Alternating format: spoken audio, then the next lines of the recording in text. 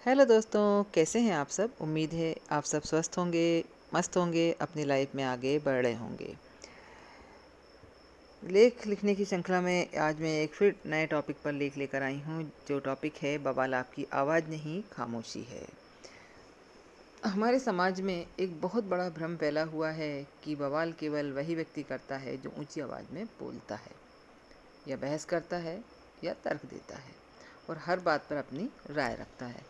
लेकिन अनुभव की प्रयोगशाला में वर्षों तक शोध करने के बाद यह निष्कर्ष निकलता है कि असली बवाल आवाज़ नहीं बल्कि खामोशी होती है।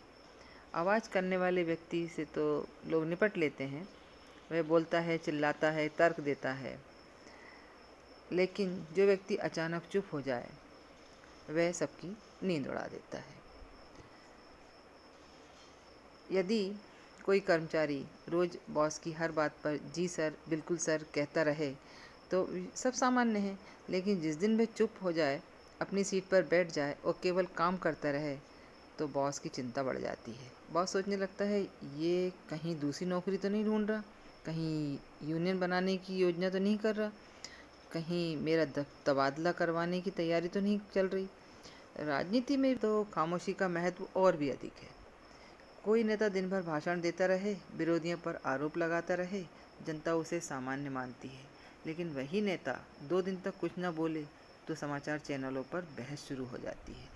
एक एंकर चिल्ला चिल्ला कर पूछता है, आखिर नेताजी चुप क्यों हैं? क्या यह किसी बड़े तूफान का संकेत है? क्या देश किसी नई दिशा में जाने वाला है? 5 विशेषज्ञों को बुला लिया जाता है, 2 पक्ष में, 2 विपक्ष में, और एक ऐसा विशेषज्ञ जो स्वयं नहीं जानता कि वे किस पक्ष में है। सब मिलाकर उस खामोशी का विश्लेषण करते हैं, जैसे कोई प्राचीन गुफा से मिले रहस्यमय शिलालेख का अर्थ खोज रहे हों।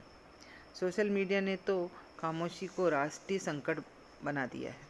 यदि कोई व्यक्ति रोज़ 10 स्टेटस लगाता हो और अचानक 2 दिन तक कुछ पोस्ट न करे, तो रिश्तेदारों से लेकर पड़ोसियों तक को चिंता होने लगती है। सब ठीक तो है? बीमार तो नहीं हो? कहीं नाराज़ तो नहीं हो? कुछ लोग तो सीधे फ़ोन करके पूछ लेते हैं, क्या हुआ, आजकल दिखाई नहीं दे रहे हो? मानो व्यक्ति सोशल मीडिया पर नहीं, संसद में उपस्थित होना बंद कर दिया हो। प्रेम संबंधों में खामोशी सबसे खतरनाक हथियार मानी जाती है।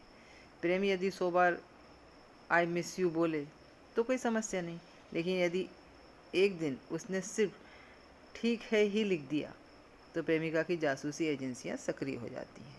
उसके पुराने मैसेज खंगाले जाते हैं, दोस्तों से पूछताछ होती है, ऑनलाइन ऑफलाइन का रिकॉर्ड निकाला जाता है। ऐसा लगता है मानो किसी अंतर्राष्ट्रीय साजिश की जांच चल रही हो। भारतीय परिवारों में माँ की खामोशी तो विशेष रूप से भयावह होती है।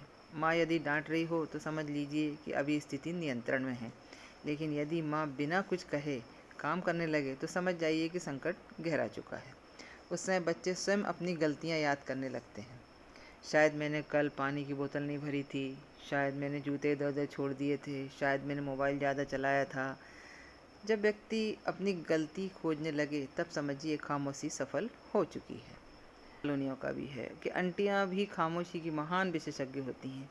जब वे किसी के बारे में बात न करें तभी समझना चाहिए कि मामला गंभीर है, क्योंकि उनकी सामान्य अवस्था चर्चा है और असामान्य अवस्था मौन। एक बार यदि मोहल्ले की आंटियाँ किसी विषय पर चुप हो जाएं, तो लोग स्वयं अफवाहें बनाना शुरू कर देते हैं। असल में मनुष्य को आवाज़ से नहीं, अनिश्चितता से डर लगता है। आवाज़ का अर्थ स्पष्ट होता है, व्यक्ति जो सोच रहा है वह बता देता है, लेकिन खामोशी एक खाली कागज़ है जिस पर हर व्यक्ति अपनी कल्पना लिख देता है। कोई सोचता है कि सामने वाला नाराज़ है, कोई सोचता है कि वह दुखी है, कोई सोचता है कि वह बड़ी योजना बना रहा है। सच तो यह है कि कई बार व्यक्ति सिर्फ थका हुआ होता है, लेकिन समाज उसे राष्ट्रीय रहस्य बना देता है। आज के समय में आज के समय में लोग इतना बोलते हैं कि खामोशी दुर्लभ वस्तु बन गई है। इसलिए जब कोई चुप रहता है तो लोगों को लगता है कि अवश्य कोई असाधारण घटना घट रही है। यही कारण है कि बवाल आवाज़ नहीं करती, बवाल तो खामोशी करती है। आवाज़ तो केवल कानों तक पहुंचती है, लेकिन खामोशी सीधे दिमाग में प्रवेश करती है। आवाज़ का जवाब दिया जा सकता है, लेकिन खामोशी का अर्थ खोजते खोजते लोग स्वयं कहानीकार बन जाते हैं। इसलिए कहा जा सकता है कि दुनिया में सबसे सस्ता और सबसे प्रभावशाली हथियार ना तलवार है, ना भाषण, ना सोशल मीडिया पोस्ट। सबसे प्रभावशाली हथियार है समय पर साधी गई खामोशी। क्योंकि जब व्यक्ति बोलना छोड़ देता है तब लोग सोचना शुरू कर देते हैं, और जब लोग ज़्यादा सोचना शुरू कर देते हैं तभी असली बवाल पैदा होता है। इसलिए याद रखिए, बवाल आपकी आवाज़ नहीं, आपकी खामोशी है।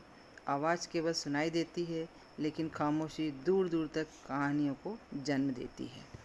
उम्मीद करती हूँ इस लेख से, इस वीडियो से आपको कुछ सीखने को मिला होगा। इस व्यंग से आपको कोई शिक्षा मिली होगी। इसी के साथ मैं आपसे विदा लेती हूँ। Thank you. बहुत बहुत धन्यवाद।